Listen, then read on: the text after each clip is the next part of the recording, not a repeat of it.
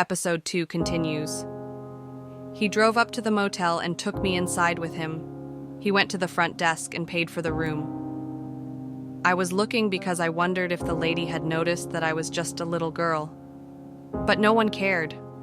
We went into the room and I was shaking, but he didn't care because he was there for just one reason. He said, "Play with my chest."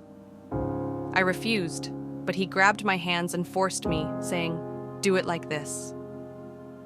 I felt disgusted, but I did what he told me because I was terrified of the lies he had used to manipulate me. Later, I kept asking myself, what have I done? He acted as if nothing was wrong, as if everything was fine on his end. He didn't stay long because I was supposed to get back home. I think he was more worried about keeping it a secret because he didn't want my parents to find out. When I got home, I felt so stressed about it, but kept it to myself. The next day, he called and brought me all the things a child could want. Nothing fancy, just chocolates. I loved chips, so I would take them thinking, this is life, this is all there is. But it was all a lie. He started coming around more often than before and became so jealous. He didn't even like seeing me talk to anyone, especially if it was a male. It didn't matter if they were young or old. As long as it was a man, it was a problem. He began telling me how much he didn't want me talking to guys. All I could do was obey because the thought kept playing in my head. If he left, I'd be hungry forever, and I wouldn't have anyone to take me to school or give me lunch money. I kept going to school, and I believed the lie. But sometimes I wondered if my parents ever questioned why he was there every night. Why did I have to sit with him every evening? It wasn't appropriate for him to come around so often. I would sit there for hours, and it felt like he was watching me, making sure I didn't go anywhere or talk to another guy. Looking back now, I realize how naive I was. Or maybe I wasn't naive, just too young to understand. Things started escalating again, and this time he bought a property in the countryside with lots of fruits and vegetables. He would bring me there and He would ask me to follow him there, but every time I went, I knew what would happen. He would want to have sex with me in the bush, behind the farm. It became so normal that I didn't even know right from wrong anymore. I didn't understand what I was doing. Going to school, I was terrified. I was afraid that someone from my community would tell my teacher.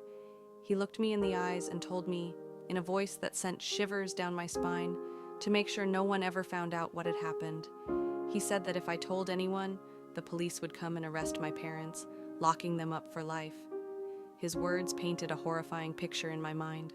My parents in handcuffs, taken away, and me left behind, completely alone. He didn't stop there. He told me that if anyone knew, I would be sent away to a school, one where I'd be locked up until I turned 18, unable to see my family or experience the outside world. The fear he instilled in me was overwhelming. I was just a child, too young to understand the world or see through his manipulation. To me, his threats felt real, like an unshakable truth. The idea of losing my parents, the people I loved most in the world, was unbearable. I felt trapped, powerless, and isolated. I believed him because I didn't know any better. His words were like chains, binding me in silence. Every day, I carried the secret, and with it came a heavy burden of fear and guilt. I became hyper-aware of everything I said and did, terrified that a single misstep could expose the truth and destroy my family.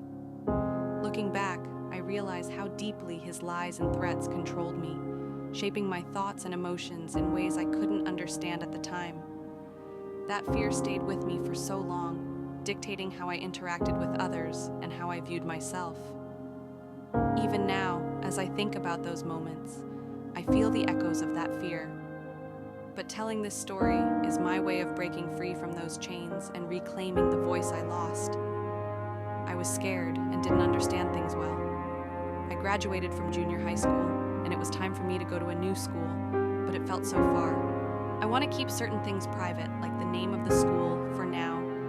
I'm not trying to defend him. Please remember to like, subscribe, and share to support this series. Together, we can raise awareness and save a young girl or boy from experiencing something like this. Stay tuned for episode 3.